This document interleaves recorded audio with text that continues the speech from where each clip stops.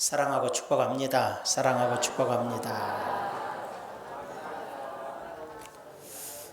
오늘은 믿음으로 산다라는 제목인데 정확히 말씀드리면 종교개혁의 의의에 대해서 말씀을 드리겠습니다. 기독교를 맨 처음 개혁한 사람은 루터입니다. 물론 그 뒤에 찌빙길리 또는 후스, 그 다음에 칼빈, 여러 위글리프, 여러 개혁자들이 있었습니다. 그렇지만 실제로 개혁에 승리한 사람은 바로 루터라고 볼 수가 있겠습니다. 그것은 하나님의 은혜로 되어진 일이죠.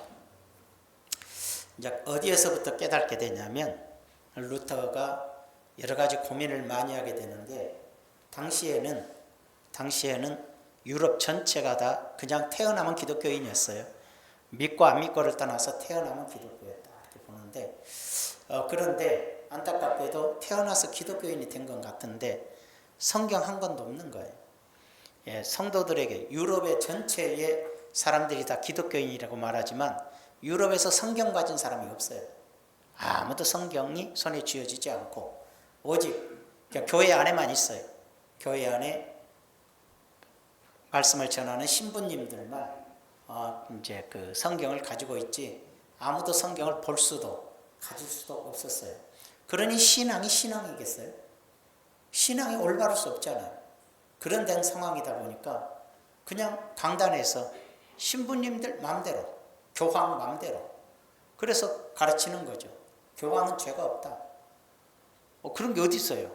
교황은 죄가 없다면 또 아멘 하고 교황은 무오해요. 그가 생각한 거나 말하는 거나 오류가 없어. 그가 뭐 말을 하면 오류도 없어. 그럼 누구야? 하나님이네. 교황은 죄가 없고 오류가 없고 있잖아요. 더 나가서 신부님들은 죄 사할 권세가 있어요. 누가 죄 지면 내가 네 죄를 사할 수도 있고 안 사해 줄 수도 있어요. 예수님이네. 하나님이네. 자, 죄 사할 권세도 있고. 그러다 보니까는 어떻게 되겠어요? 성도들은 성경도 없지.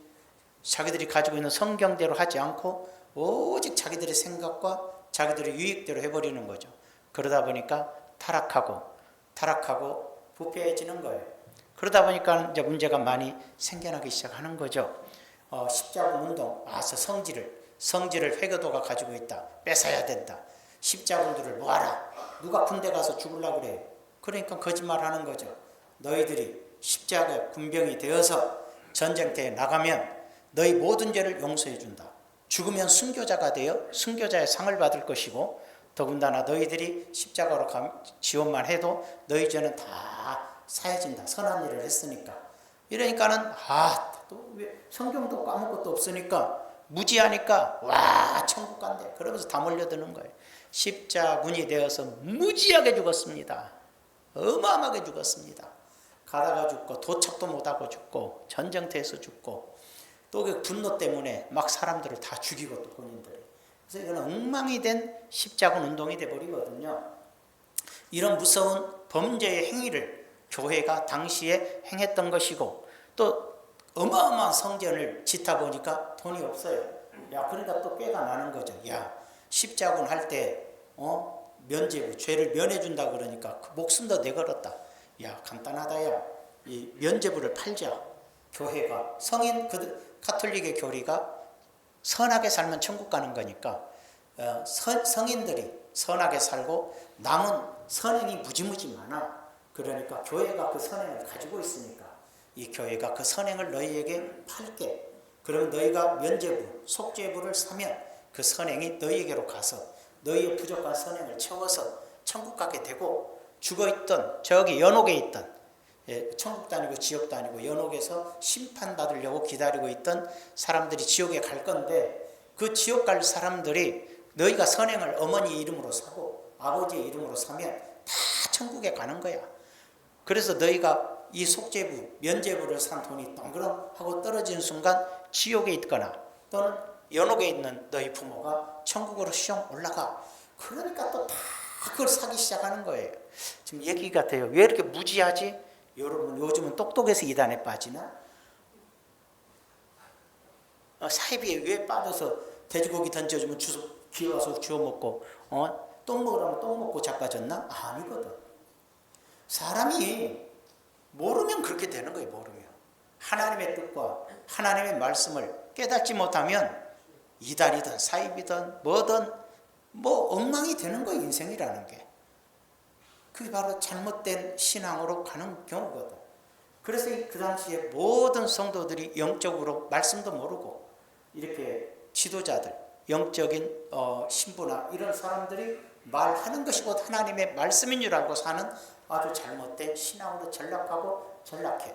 그러다 보니까 성경의 은혜의 말씀이 아니라 구원받기 위해서 몸부림을 치는 거예요.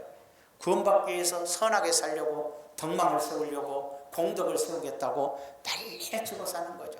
그러니까 착하게 살라고 하니까 좋은 점은 있는데 구원의 의미도, 구원의 은혜도 몰라. 내가 구원받았는지 받지 않았는지도 알 수가 없어. 성령의 은혜는 더 알 수도 없어. 이런 시대 속에 하나님의 은혜로 누태가 신부가 됐긴 됐는데 항상 이상한 거야. 너무 괴로운 거야. 자기도 구원받으려니까 자기를 고행을 하고 선행을 하고 뭔가 막 괴로운 일을 많이 해서 이상해. 뭐 불교에 고행하는 것과 같아. 그래서 빌라도 계단을 무릎을 꿇고 한 계단 올라갈 때마다 무릎으로 오르면서 기도를 하고 또 기도를 하면서 자기 죄를 씻어보려고, 자기가 천국 백성 되보려고 몸부림을 치다가 이게 아닌데, 여러 가지 상황이 지금 잘못되어 있는데 생각하다가 고민할 때 하나님의 음성이 들리는 거죠.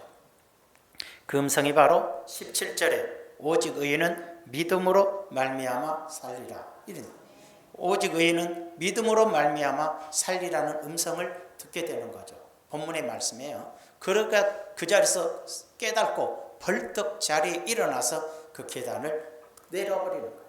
내려버리고 돌아가서 95개 종에 기도하면서 가톨릭 교회가 뭐가 잘못됐는지, 현 시대의 교회가 뭘 잘못하고 있는지 95개의 조항을 기록을 하고 설교를 하며 하는 것이 1517년 10월 31일 낮 12시에 성당 문 앞에 붙이고 설교하기 시작해요. 그래서 그날을 종교 개혁의 날이라고 그러고 10월 31일이니까 10월 마지막 주일을 종교 개혁 주일로 모든 교회들이 드리게 되고 있는 거예요. 그래서 오늘이 바로 종교 개혁 주일인 거죠. 10월 마지막 주니까. 여기까지 이해되시면 아멘. 자, 이런 상황에서 종교 개혁이 시작이 되었던 것을 볼 수가 있어요. 근데 그 당시에 교회가 종교, 과학, 그죠? 문화, 세상의 모든 것들을 교회의 권한 아래 다 뒀어요. 그래서 과학도 권한 아래 두고, 뭣도 두고, 정치까지도 다 지배를 했어. 그러다 보니까는 이게 도무지 이상한 거예요. 그래서 과학적으로 뭐가 발견이 돼도 인정을 안 하는 거죠. 죽여버려. 교회가 정하는 과학이 아니면 죽이다시피 하는 거잖아요. 뭐 천동설, 지동설 싸운 이유도 다 그런 데서 나오는 거죠. 서서히 문화가 발달되고 과학이 발달되고 학문이 발달되면서 이게 아닌데 해서 일어난 것이 문의 부흥운동이에요. 이걸 르네상스라 그러죠. 근데 이 르네상스는 인간 중심으로 가는 운동이에요.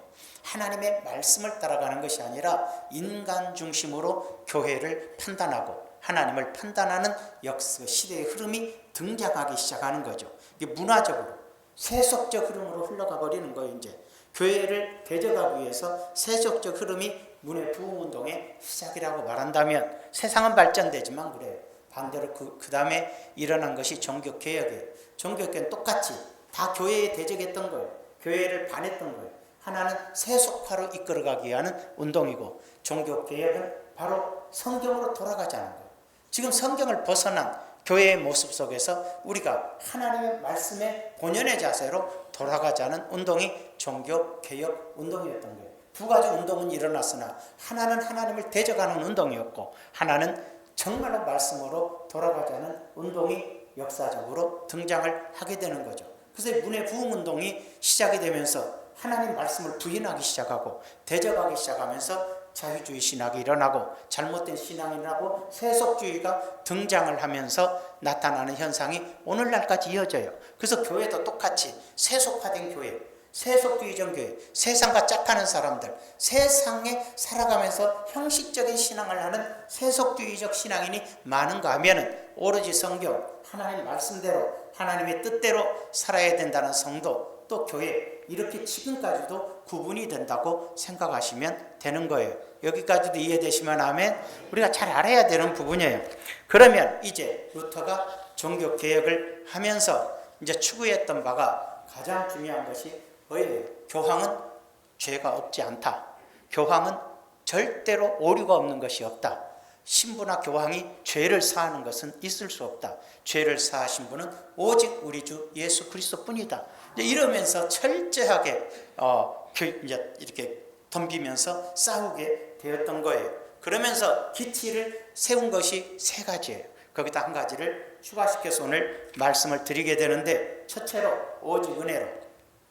우리가 신앙생활하는 것은 오직 은혜다. 이게 무슨 뜻이냐면, 그리스도의 은혜로 너희를 부르신 이를 이같이 속기 떠나 다른 복음을 따르는 걸 내가 이상히 여긴다. 무슨 뜻이냐면, 당시에 착하게 살아야 천국 간다, 공력을 쌓아야 된다, 선행을 쌓아야 된다. 비록 이 세상의 모든 종교가 그래요. 천주교뿐만 아니라 불교도 그러고 세상의 모든 종교에, 하다못해 유교까지도 우리가 알고 있는 모든 신앙이라는 흐름이 한 가지 기준을 가져요. 착하게 살면 죽어서 좋은 데 가고, 나쁘게 살면 죽어서 안 좋은 데 간다. 이것은 바로 인간의 머릿속에 나오는, 사단이 인간을 미혹하는 얘기에 불과해요. 그러나 오직 세상의 모든 종교 중에 딱 하나, 하나님을 섬기는, 예수 그리스도를 구주로 믿는 신앙만은 그래요. 아니야, 인간은 모두가 죄인이라 선하게 살지 못해. 모두가 죄인이라 선하게 살 수가 없어. 그래서 우리가 천국에 가고 구원을 받는 것은 오직 하나님의 은혜야. 그래서 오직 은혜로, 구원은 하나님의 은혜에 있어. 그 은혜는 하나님 편에서 베풀어 주시는 건데 십자가의 은혜야. 하나님의 아들이 인간으로 내려와 십자가에 달려 죽음으로써 우리에게 베풀어 주시는 은혜야. 그러니까 인간에게 구원의 길을 열어주시고, 인간에게 구원의 길을 제시하여 주신 하나님의 은혜, 십자가의 은혜, 그것이 바로 하나님이 우리 인간에게 구원의 길을 열어주신 것이 십자가의 은혜. 그래서 구원은 하나님의 은혜에 있다는 거예요. 그래서 구원은 오직 은혜이지, 하나님 편에서 베풀어 준 거지. 사람이 착하게 살고, 사람이 선하게 살고, 사람이 뭘 해서 천국 가고 구원받는 건 아니야. 이건 믿지 않는 세계, 온갖 귀신을 섬기는 모든 신앙 자체가 선행이라는 것으로 천국 간다고 생각하는 거예요. 그러나 진리, 참된 진리는 하나님의 은혜로 인간에게 구원의 길이 열렸다는 거예요. 그것이 바로 오직 은혜다는 거예요. 오직 은혜다. 로마서 3장 23장을 보니까 모든 사람이 죄를 범하였으며 하나님의 영광에 이르지 못하였던, 모든 사람이 죄를 범해서 하나님의 영광에, 하나님께로 갈 수가 없어요. 그리스도 예수 안에 있는 속량으로 말미암아 하나님의 은혜로, 역시 또 하나님의 은혜로 값없이 의롭다 하심을 얻은 자 되었느니라. 구원의 역사는 하나님의 은혜야. 아멘. 하나님의 은혜로 구원 받은 줄로 믿습니다. 두 번째가 뭐냐? 오직 믿음으로요. 하나님의 은혜로, 두 번째로 하나님의 믿음으로. 종교개혁이 오직 하나님의 은혜로, 그 다음에 하나님의 오직 믿음으로. 그럼 잘 봐요. 하나님 쪽에서 베풀어 준 것은 하나님의 은혜야. 그 하나님의 은혜를 받아들인 인간 쪽에서 구원의 은혜는 믿음으로야. 인간 쪽에서는 믿음으로 하나님이 구원의 문을 여신 것은 은혜야. 이해가 되시면 하면, 하나님이 은혜로 구원의 문, 십자가의 구원의 역사를 우리에게 베풀어 준 거고, 우리의 구원은 우리가 그 하나님의 은혜를 믿는 거야. 십자가의 구속의 은혜를 믿고서 구원에 이르는 거야. 은혜와 믿음은 곧 동일시되지만 하나는 하나님 편에서 베푸신 거고, 하나는 사람 편에서 반응하는 거야. 그 사람 편에서는 믿음으로, 하나님 편에서는 은혜로 주신 거야. 이해가 되시면 하면, 그래서 오직 은혜로, 이게 구원의 역사는 인간에서는 이룰 수 없어. 하나님의 은혜로 주는 거야. 그래서 인간 쪽에서 반응하는 것은 믿음으로야. 내가 믿고 있다는 사실, 내가 믿음으로 받아들이는 것이 구원이야. 이렇게 말하는 것이죠. 그래서 종교개혁의 기치는 선행이 아니라, 율법이 아니라, 뭘 착하게 살아서가 아니라 하나님이 베풀어 주신 십자가의 은혜를 오직 믿음으로 구원을 얻는다. 이해가 되시면 아멘. 그래서 첫째가 하나님의 은혜로예요. 두 번째가 오직 믿음으로예요. 갈라디아서 2장 16절에 보니까 사람이 의롭게 되는 것은 율법의 행위로 말미암음이 아니요 오직 예수 그리스도를 믿음으로 말미암은 줄 알므로 우리도 그리스도 예수를 믿나니 이는 우리가 율법의 행위로서가 아니고 그리스도를 믿음으로써 의롭다함을 얻으려 함이라. 율법의 행위로는, 율법이 뭐예요? 이것이 죄다 아니다를 가르쳐 주는 거예요. 그러면 죄를 안 짓는 것이 율법이에요. 그러면 죄를 안 짓는 것은 선한 거예요. 이게 선행으로서 구원을 얻다 하면, 그러므로 율법의 행위로 네가 아무리 죄를 짓지 않는 선하게 사는 행동으로서 의롭다함을 얻을 육체가 없다. 의롭게 되는, 구원받을, 죄 없이 되는 일은 이 땅에 없다. 왜? 태어날 때부터 죄이고 죄질 수밖에 없는 존재이기 때문에 그래요. 17절에 있나요? 없구나. 그럼 넘겨요. 그 다음에 말씀. 로마서 1장 17절에 보니까 갈라디아서 3장 11절부터 봐. 갈라디아서 3장 11절에 또 하나님 앞에서 아무도 율법으로 말미암아 의롭게 되지 못할 것이 분명 하나니 율법을 지키겠다고 선하게 살아보겠다고 노력해도 죄 없게 되는 일은 없다. 분명하다. 이는 의인은 믿음으로 살리라 하였습니다. 로마서 1장 17절에 복음에는 하나님의 의가 나타나서 믿음으로 믿음에 이르게 하나니 기록된 바 오직 의인은 믿음으로 말미암아 살리라 함과 같으니라. 구원의 역사는 오직 믿음인데 복음에는 하나님의 뜻이 나타나 있어.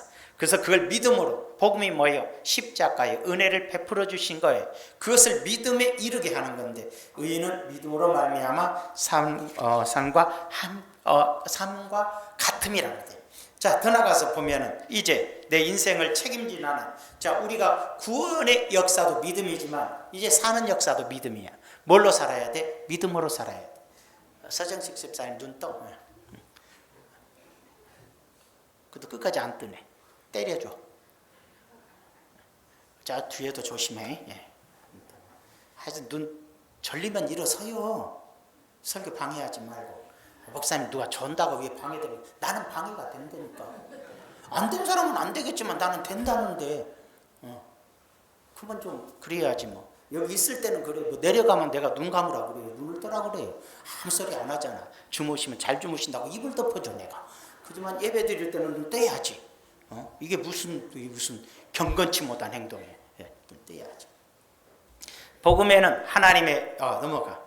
너희 염려를 다 베드로서 너희 염려를 다 주께 맡기라. 이는 그가 너희를 돌보심이라. 자, 봐요. 이제 우리가 믿는다는 건 뭐예요? 구원을 하나님, 내가 예수님을 믿고 구원에 이른다는 의미도 있지만 또 뭘로 살아요? 믿음으로 살아. 뭐예요? 이제는 내 인생이 내가 예수님을 믿어 하나님의 자녀가 됐으니까 내 인생은 하나님의 거예요. 잘 봐. 여러분의 자녀가 있어요. 장로님도 자녀가 있고 우리 집사님, 권사님도 자녀가 있어요. 그 자녀가 누구에게 속했어요? 부모에게 속했어요. 뭐 부모의 것이다 아니다 이거 떠나서 그냥 속한 것은 내 것이에요. 따지고 보면 이게 자녀가 내 것이죠. 따지고 보면 내 것이니까 내게 속해 있는 거고, 내게 속해 있으니까 90살이 먹어도 60살 되고 70살 된 자식 걱정에 사는 거지. 내게 속하지 않았으면 누가 걱정을 하고 살겠어요. 아니 내 것이 아니면 내가 왜 신경을 쓰거든요. 자식을. 자식 뭐 대학 간다고 대학 합격했다고 울고 떨어졌다고, 합격해도 울고 떨어져도 울고 왜 난리 날까? 내게 속했으니까. 내 자식의 아픔이 내 아픔이고 내 자식의 기쁨이 내 기쁨이야. 우리 육신의 부모도 그래요. 그럼 우리가 예수님 믿고 하나님의 자녀가 됐으면 나는 하나님께 속한 거예요. 우리 육신의 부모는 완벽하게 자식을 케어 100%는 못해. 마음뿐일 수도 있어요. 그렇지만 내가 할 수 있는 한 자식을 돌보고 신경 쓰고 기도하고 지키려고 노력하는 게 부모예요. 근데 하나님은 전능하신 분이라 내가 하나님의 자녀가 되었을 때 나를 완전히 지킬 수 있어요. 나를 완전히 보호할 수 있어요. 나를 완전히 다스릴 수 있어요. 내 인생을 완전히 책임질 수 있어요. 근데 사람들이 착각을 해. 이렇게 힘든데요? 내가 이렇게 고난을 당한대요. 하나님이 허락한 거예요. 버릇 잡으려고. 목사님 그렇게 맞아. 말은 똑바로 해야지.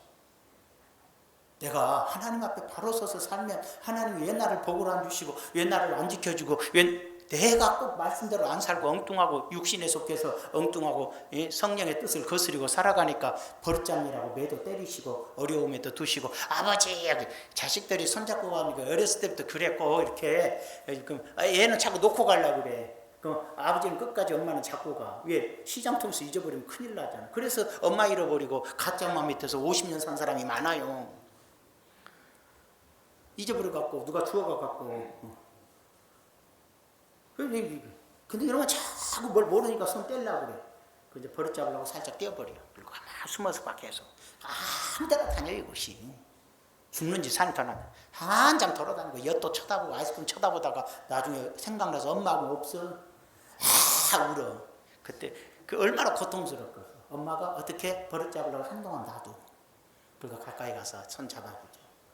여러분 지금 힘들고 어려운 거 여러분이 그렇게 살아서 하나님이 쳐다보고 있는 거예요. 걱정하지 마. 왜? 손 잡아준다니까. 그러니까 또 놀놀해져서 오겠지. 그렇게 살아 그냥. 나 이렇게 힘들어도 곧 잡아 죽었지. 죽이지 않겠지. 안 죽여. 난리치지 않아도 기적은 다 베풀어 주시오. 근데 우리 마음이 안 그래. 죽을 것 같아요. 손 놓고 간 인간 그런 용기 없어. 그런 믿음 없어. 그래서 발버둥 치는 거예요. 그러면서 하나님 귀한 줄 알고 하나님 손을 놓으면 안 되겠구나 깨닫기도 하는 거예요. 그러니까 안 지켜주는 게 아니에요. 내가 주님의 품을 떠나니까 고생이지. 주님 품에 주님을 바라보고 있는 동안에야 하나님은 내 인생은 주님일 거야. 제가 늘 간증하지만 제가 고통 속에서 잠 못 이루고 있다가 기도하는 중에 주님의 음성이 네 인생이 누 거냐 그랬죠. 그래서 내가 대답을 나도 모르게 대답하더만 그게 내 인생은 주님일 겁니다. 근데 네가 왜 걱정해? 그러더라고. 그래서 그때 그 은혜 깨닫고 밤새고 울었어. 저는 내 몸이 병들고 아프고 쓰러지고 언제 죽을지 모르는 몸으로 살면서 근심 걱정 면역 때문에 잠을 못 이루고 있는데 주님은 너는 내 건데 네가 왜 걱정해? 네 인생은 내가 알아서 할 텐데. 그래서 지금까지 안 죽고 살았잖아요. 여러분 왜 이렇게 걱정이 많고 왜 이렇게 근심이 많고 이렇게 염려가 많아? 여러분은 하나님의 거예요. 믿음 안에 있는 여러분은 주님의 것이요. 주님의 자녀예요. 주님께 속했어요. 여러분의 인생은 주님의 거예요. 그러니까 믿고 사는 거예요. 주님이 여러분의 인생을 책임져 주시니까. 그래서 너희 염려를 다 주께 맡겨라. 그가 너희를 돌보심이라. 하나님이 돌보고 계시니까 다 맡겨라. 뭘로 산다? 그래서 믿음으로 사는 거예요. 하나님을 믿고 사는 거예요. 믿음으로 산다는 건 맡기고 사는 거예요. 내 인생이 주님의 것인 줄 알고 맡기고 사는 거예요.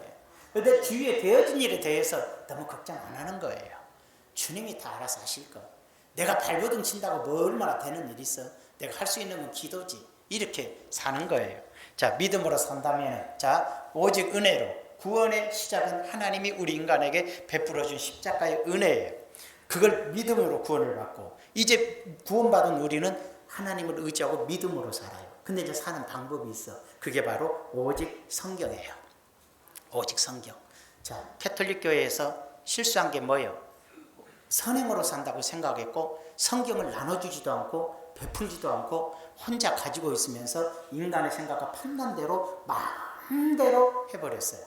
그래서 타락하고 타락의 극치를 이루어버린 거예요. 그래서 근데 아니다. 성경으로 돌아가야 된다. 이게 바로 신앙이에요. 그래서 여러분이 은혜로 하나님의 은혜와 믿음으로 구원을 받았다면 우리는 성경을 기준해서 사는 방법이에요. 성경은 내가 살아가는 방법이에요. 자, 볼까요? 이때 우리가 이제 한번 볼까요? 그때 이제 이 성경을 주지 않으니까 루터가 종교 개혁을 하면서 독일 사람이잖아. 독일어로 성경을 번역해서 국민들에게 다 나눠줘 버렸어요. 사람들이 성경을 보기 시작한 거예요. 보기 시작하면서 루터의 종교개혁에 동참하기 시작하는 거예요. 잘못됐구나. 몰랐어요, 예전에는. 그렇지만 성경을 보니까 알겠어. 잘못됐구나 하고서 동참해서 종교개혁이 승리하게 되는 결과가 돼요. 그런데 이 가톨릭에서는 왜 연옥이라는 걸 말할까?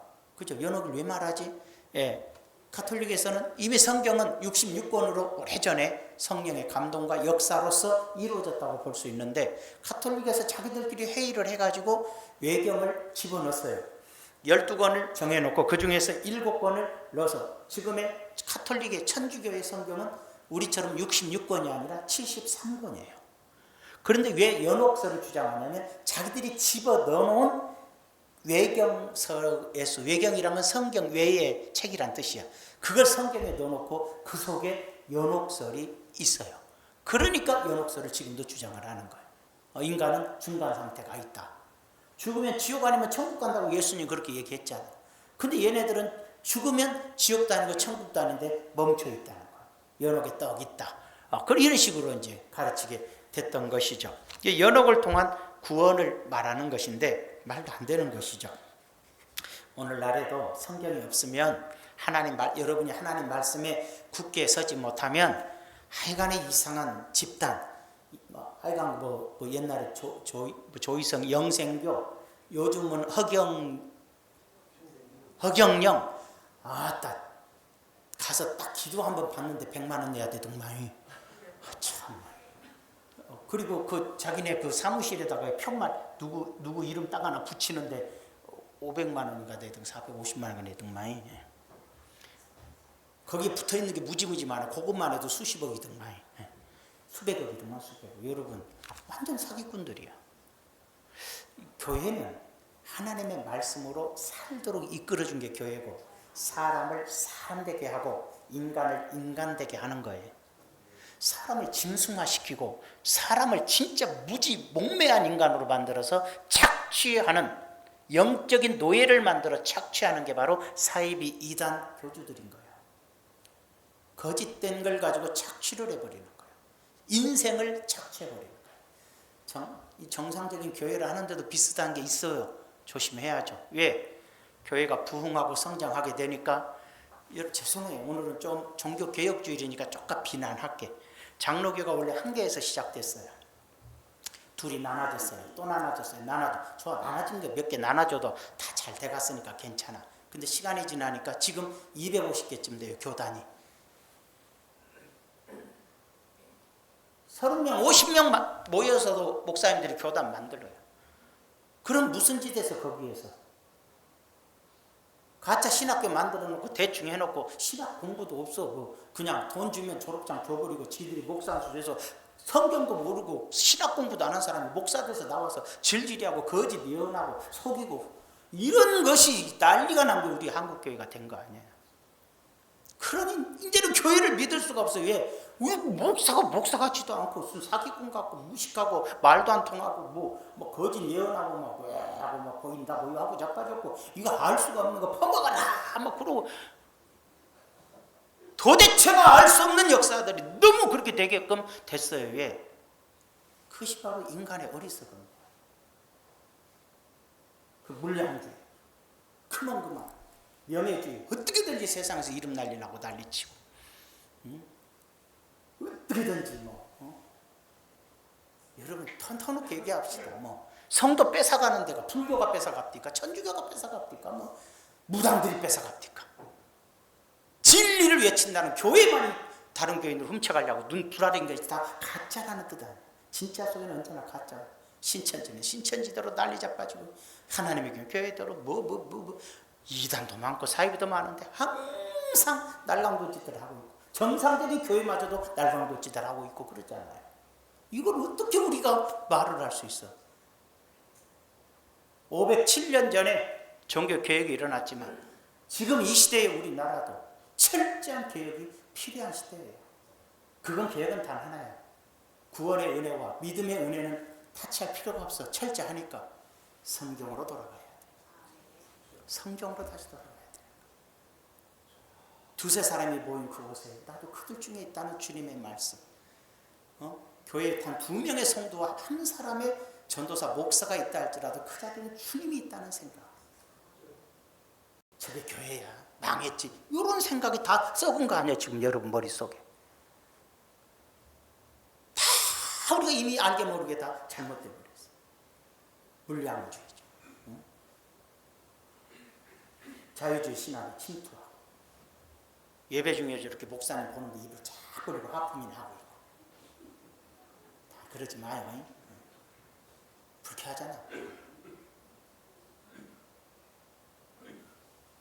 목사님 그런 거 좀 안 보면 안 돼. 그리고 말 안 하면 안 돼. 나는요. 난 한다는데 어떡할 거야. 나는 그 꼴을 보기가 싫은데. 참는 분이 훌륭하겠지만 훌륭하지 않아. 속으로 얼마나 미워하고 있겠어. 나 이렇게 내뱉고 절대 안 미워해. 나는 말은 하지만 안 미워해.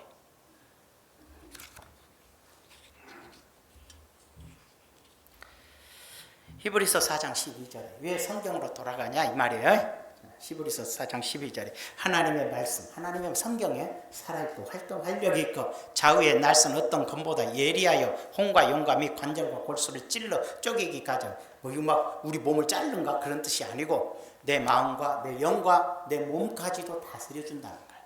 하나님의 말씀이 내 온 육체와 영혼까지 지배하고 계신다는 거예요. 마음의 생각과 뜻까지도 판단하고 계신다는 거예요. 그래서 뭐라고 할까? 디모데후서 3장에 보면 모든 성경은 성경이 여러 개인가 66권이라는 뜻이에요. 성경은 하나님의 감동으로 성령의 감동으로 된 거예요. 교훈과 책망과 바르게 함과 의로 교육하기 유익하니 이는 하나님의 사람으로 우리 하나님의 자녀들로 온전하게 해요. 우리 하나님의 자녀를 온전한 사람으로 만들어주고 모든 선한 일을 행할 능력을 갖추게 하려 함이라. 진정한 신앙인으로서 살아가도록 이끌어주는 게 성경이에요. 그래서 성경을 가지고 성경을 이제 우리가 하나님의 은혜로 구원의 길이 열어지고 믿음으로 구원을 받았다면 우리는 하나님의 말씀을 따라 살아야 되는 거야. 믿음 생활이 뭐야? 하나님 말씀대로 사는 게 믿음 생활이에요. 하나님의 십자가 은혜를 베풀어줘서 뭐하라고? 믿으라고. 믿음으로 구원. 그러면 오직 은혜야 구원은. 그런데 오직 믿음이야. 그러면 이제 어떻게 살아? 오직 성경으로 살아. 그 성경으로 살아. 왜 성경으로 살아? 하나님의 자녀가 온전해져. 사람이 사람다워져. 그래서 교회 좀 부족한 사람도 교회에 나오고 생각이 잘못된 사람도 교회에 나오고 이런 사람들이 인생을 이상하게 사는 사람도 교회에 나와서 하나님의 말씀으로 온전해지면 세상에서 손가락질 받고 비웃음 당하고 주 인생을 저렇게 살아 하는 사람도 교회에 나오니까 사람이 사람답게 사는 보이고 밖에 나갔더니 참 존경받는 사람이 되고 인격적으로 괜찮은 사람이 되고 정말 사람의 진짜 온전함을 갖출 수 있게 되는 거예요. 그래서 예수 믿는 사람이 더 인격적이고 예수 믿는 사람이 더 지혜롭고 예수 믿는 사람이 더 바르게 사는 게 정상이에요. 근데 밖에 나갔더니 예수 믿었다면 다 사기꾼 같아요. 말만 잘하지 못된 짓만 해요. 장로라 그러면서 교회 다 부도내고 다녀. 이러니 믿을 수가 없잖아요. 우리 나라 교회가 성경으로 안 가나 보다. 이게 아니에요. 다 배웠어. 성경 공부하고 성경 말씀도 알고 다 아는데 성경 말씀대로 못 살더라는 거지. 얘가 더 성경을 안 살아. 몰라서 안 사는 게 아니라 성경은 배웠고 성경은 막 어떤 사람 20번 읽었다고 자랑도 하는데 성경대로는 안 살아. 안 산 게 아니라 못 살아. 지금 여러분 다 쳐다보지만 못 살아. 살았어? 터놓고 얘기해봐. 성경대로 살아? 못 살아. 그래서 마지막으로 종교 개혁 때는 말하지 않았지만 제가 추가한다면 마지막 네 번째 오직 성령으로 해요. 이와 같이 성령도 우리의 연약함을 도우시나니. 자 나와. 말씀으로 살기는 살아야 되는데 하나님 말씀 따라 살기는 살아야 되겠는데 그저 조그만하면 내 마음대로 살아버려. 성질나면 칼 들고 쫓아가 버려. 그러니 이게 되냐 이 말이야. 조그만 누가 돈 준다고 그러면 막 뛰어가. 예수 믿고 안 믿고 가네. 누가 길에서 돈 뿌린다고 하면 다 뛰어가고 있어. 저는 안 뛰어갑니다. 걸어갔으면 걸어갔지 안 뛰어갑니다. 안 갑니다. 저는 어지간해서 막 시끄럽게 굴고 해도 저는 잘 안 움직여요. 성격이 게을러서가 아니라 동요를 쉽게 안 받아요. 우리가 움직이는 것 하나는 성령의 뜻을 따라야 돼. 사람은 연약해서 돈이 보이면 뛰어가고 사람은 연약해서 흥분하면 뛰어가고 사람은 연약해서 화가 나면 뛰어가는데 우리의 연약함을 도우셔. 성령이 도우셔. 우리는 마땅히 기도할 바를 알지 못해. 뭘 기도해야 될지도 모르겠어.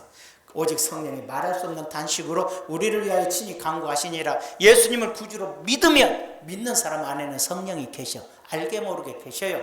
계셔가지고 우리를 돕고 계셔요.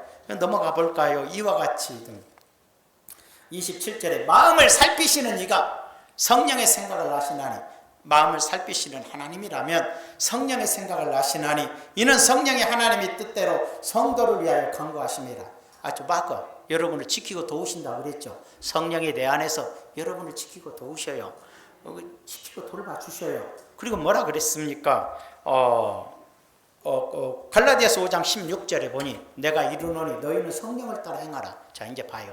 하나님의 말씀이 기준이에요. 하나님의 말씀이 기준인데 다 이해도 못했고 다 외우지도 못했고 조금은 알지만은 또 알아도 그것도 못 따라가, 못 쫓아가요. 그대로 안 살아.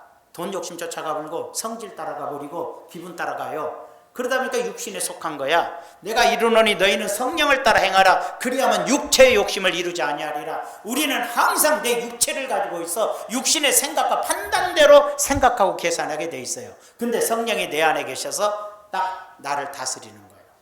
육체의 욕망을 가지고는 하나님의 말씀대로 살아가지는 못해.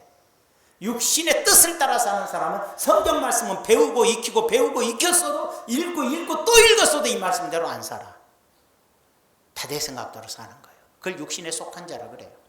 육체의 소욕은 성령을 거스리고 나는 하나님의 말씀과 은혜의 법을 가졌어도 내 육신의 욕망이 이 말씀을 다 거스리는 거예요. 못 살도록 해버리는 거예요. 그러니까 성령의 뜻을 거스려. 성령은 육체를 거스리나니 내 안에 성령은 내 육신에서 올라오는 정욕과 생각과 판단들을 밀어주시오. 야, 그거 아니야. 야, 너 돈 쫓아가지 마라. 돈 잃은다. 내가 너를 축복해 줄 때 복이 있지. 너 그거 쫓아간다고 그거 생기는 거 아니야. 너 물고기를 봐. 냇가에서 그 강가에서 물고기가 없던 지렁이가 없던 예쁜 먹을 맛있는 것들이 바닥에 깔려 있어. 평상시에 없던 건데 좋다고 쫓아가면 30분 안에 너는 저 아저씨 냄비에서 지글지글 끓고 있어.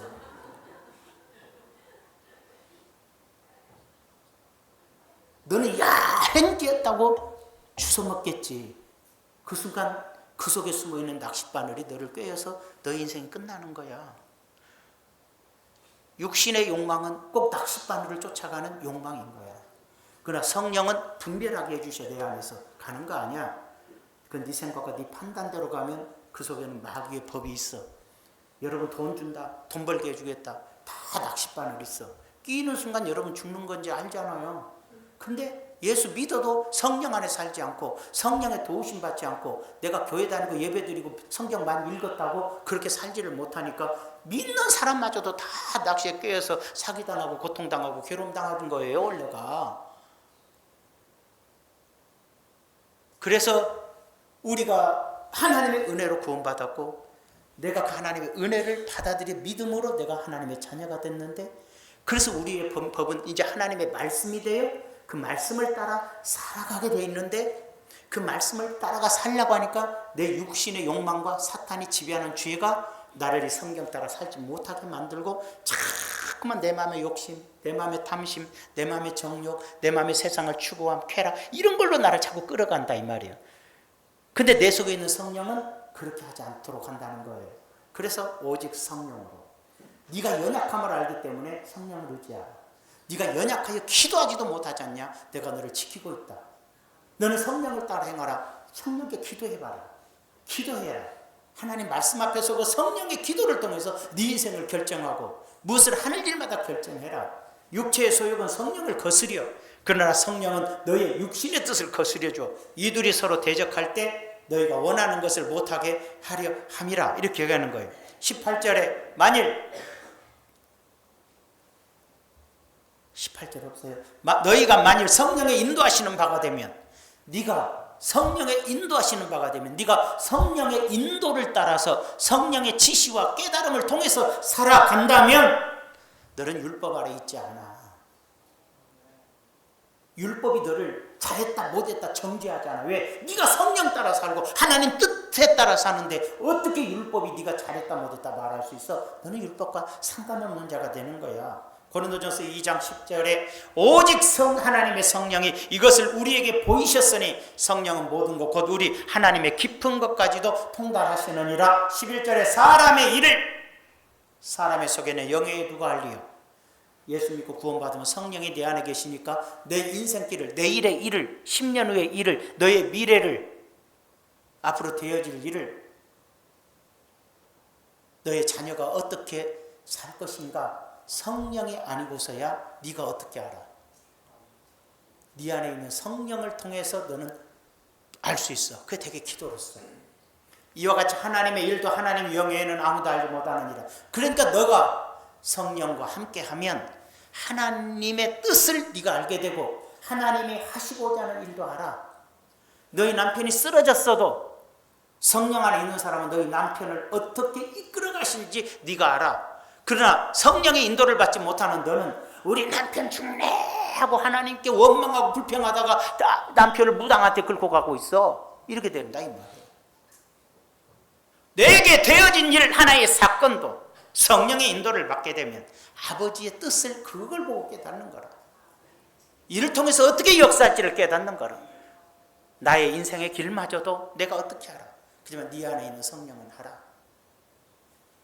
그러니까 성령과 동행하면 근심도 없지, 염려도 없지, 고난이 와도 두렵지 않지, 문제가 생겨도 걱정하지 않지.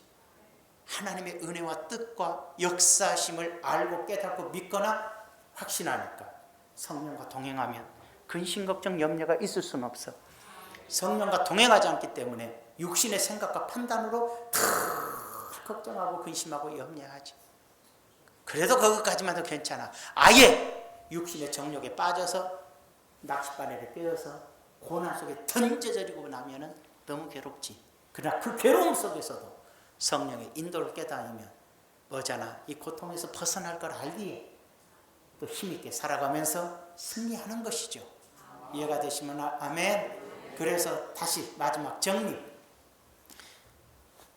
구원은 하나님이 주신 것, 하나님의 은혜야. 그것이 반응하는 게 우리 인간의 편에서는 믿음으로 반응해. 그래서 믿음으로 사는 거야. 오직 하나님의 은혜, 오직 믿음. 믿음으로 사는 자들은 기준이 하나님의 말씀이야. 말씀대로 살아야 돼. 그래서 오직 하나님의 성경이야. 오직 성경이야. 근데 성경대로 살 수가 없어. 이놈의 죄 때문에. 그래서 내 안에 계신 성령의 의지에서 말씀을 준행하며 살게끔 하셔. 그것이 오직 성령으로. 이해가 되시면 하면. 그래서 제일 지금 이 시대에 중요한 건 성령과의 동행인 거예요. 오직 성령으로 동행하지 않으면 예수 믿는다, 목사입니다, 장로님이다, 권사님이다 해도 자기 생각과 자기 뜻과 자기 판단의 기준으로 살아가는 사람은 낭패를 당할 수밖에 없는 거라 이 말이에요. 넘어지고 쓰러지고 수렁에 빠져서 늘 허우적거리는 인생이 되기 쉽다는 얘기예요. 성령 안에 살아라. 성령과 동행해라. 어때요? 성령이 내 안에 계심도 몰라. 그분의 말씀하신 적도 느껴본 적도 없어. 근심하고 염려할 때 하나님이 나에게 깨우쳐주는 것도 없어. 이거 어떻게 될까요? 여러분 금식하세요. 기도하세요. 몸부림치세요. 날마다 성경을 읽으세요. 성경을 깨닫고 성령의 도우심으로 말씀을 준행하고 사는 거예요. 악령이 들어오면 말씀을 떠나서 살아요. 그러나 성령이 역사하시면 내 모든 행실이 다 주의 말씀 안에서 살고 하나님께 영광을 돌리는 일을 행하며 살고 내 육신대로 살면 나의 영광과 나의 이기심과 나의 탐욕을 따라 산다는 것만 딱 기준에서 살면 알 수가 있어요. 주님이 종교 계획을 통해서 주님이 원하시는 게 뭘까요? 성도가 성도다워지라는. 아셨어요? 성도는 성도다워지고 교회는 교회다워지라. 500년 전에 교회가 교회다워지자. 성도가 성도다워지자. 그거였어요. 오늘도 마찬가지 똑같아. 교회는 교인다워져야 돼. 교회는 교회다워져야 돼. 여러분 물량주의, 세속주의, 자유주의, 온갖 신비주의 또는 무속주의 이런 게 교회에 다 침투되어 있어요. 여러분도 알게 모르게 다 그 속에서 진리가 뭔지도 모르고 허우적거리며 비판하고 판단하고 정죄하는 어리석고 미련함 속에 우리가 살고 있어요. 오늘 종교개혁주의를 맞이해서 자기를 한번 새롭게 해봐요. 교인이 교인답게, 교회는 교회답게. 두세 사람이 모인 그곳에는 나도 너희와 함께한다. 인간이 주인인 교회냐, 두 명이 모였어도 예수님이 주인인 교회냐, 이게 옳고 그름의 기준임을 기억하셔요. 기도합시다.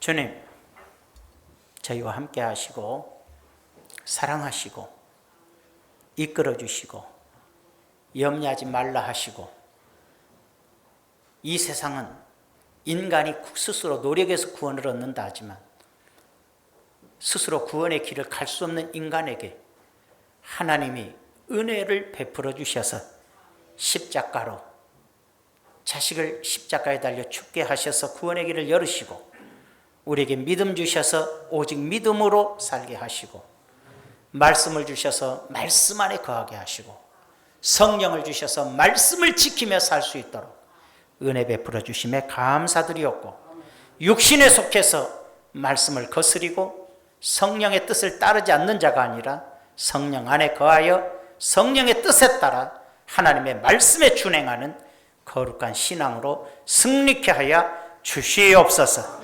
예수님의 이름으로 기도하옵나이다. 아멘.